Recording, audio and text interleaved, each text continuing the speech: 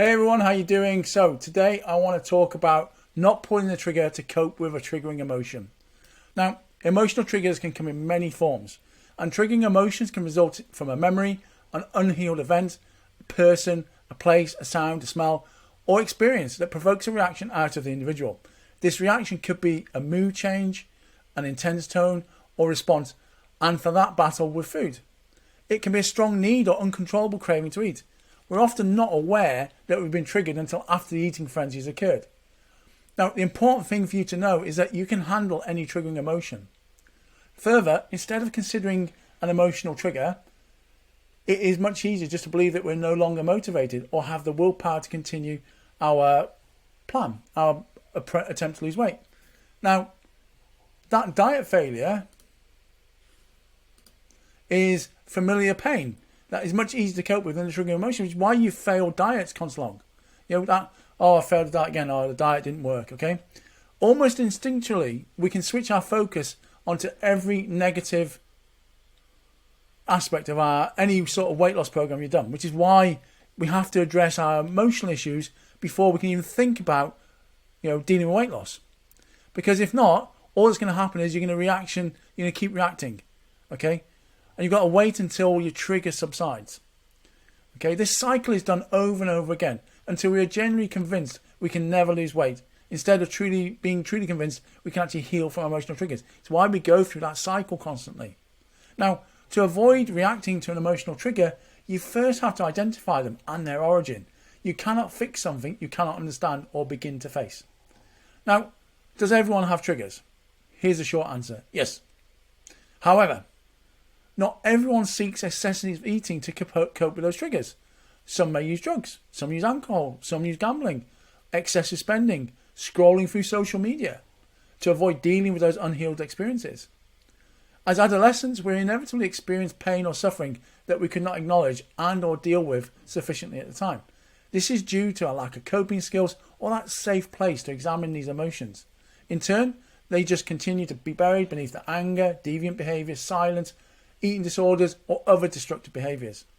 As adults, though, we typically become triggered by the experiences that are reminiscent of those old painful feelings. Thus, the instinctual reaction is to avoidance or suppression, so it continues into adult life, and then potentially an addiction occurs or you get disordered eating. See, here's an example. You may have grown up in a house where anger was a common reaction, or there was even physical abuse, and you had no way of coping with all the effects that environment created. As an adult, you may be triggered by anger, someone yelling or throwing things. I know I've worked with clients that's definitely been a trigger. However, instead of dealing with your current circumstances, it triggers an emotional reaction, which then creates the impulse within you to seek out your vice food. This trigger brings on a diversion or a calming effect that allows you to indirectly get through the emotional trigger and continue on without having to face it. So, what is the typical triggering emotion? Although every person is unique in what they've endured, buried or want to believe never happened, there are commonalities of emotional triggers that can lead to emotional eating. Now, some of these might apply to you, and these include but are not limited to anger, physical aggression or extreme loudness, helplessness over painful situations, fears, be it people leaving, judging you, not accepting you, or feeling left out or not measuring up to those around you, a lack of protection or safety, rejection, betrayal or loss of control, perceptions of being unwanted or unneeded by those we value, family friction, anniversary dates of painful events, or events causing sadness, grief, pain or loss of hope. Now, perceptions that remind you of previous trauma are going to have some form of triggering power of you. You can't get away from it. Now, if a conversation, situation or act makes you feel uncomfortable, there is a triggering emotion brewing. Although there are some situations that we can easily avoid and ensure our triggers are not activated, however, there are others where we do not see it coming or just unavoidable. Now, the idea is not to stay isolated to avoid uncomfortable situations, but instead learn to cope with them so you'll not need excess eating to get you through them. So, what can you do to not pull the trigger on a triggering emotion? Firstly, you need to know the majority of triggers before they're activated.